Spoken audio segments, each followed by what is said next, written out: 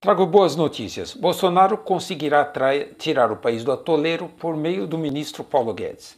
Apesar da lentidão do Congresso em analisar e aprovar as reformas que destravam a economia, Guedes já está anunciando as próximas medidas que, somadas, vão destravar 4 trilhões de reais em uma década.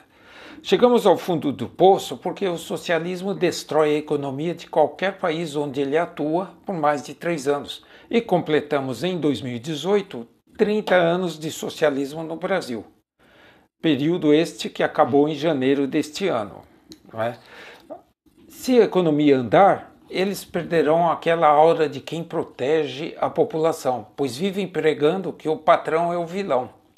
Essa é a jogada deles. Mas, como sabemos, o maior inimigo do socialismo é uma economia de mercado pujante, que traga renda constante e possibilidades de mobilidade social para toda a população.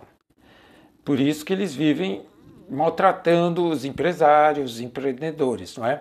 Mas vamos falar agora sobre as medidas que estão sendo tomadas por Paulo Guedes para destravar o país.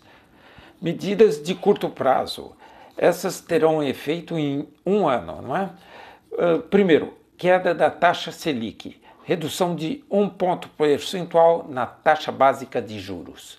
Impacto na economia esperado de 40 bilhões de reais.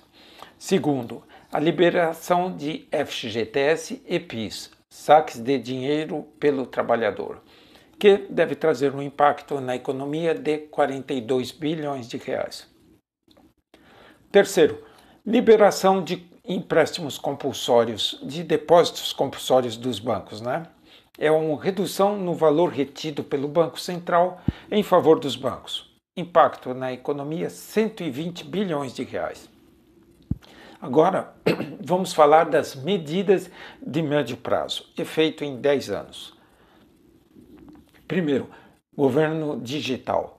Automação de todos os processos burocráticos, que trará um impacto positivo na economia de 400 bilhões de reais.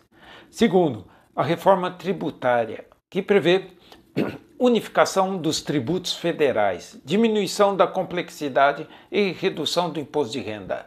Impacto na economia, 450 bilhões de reais.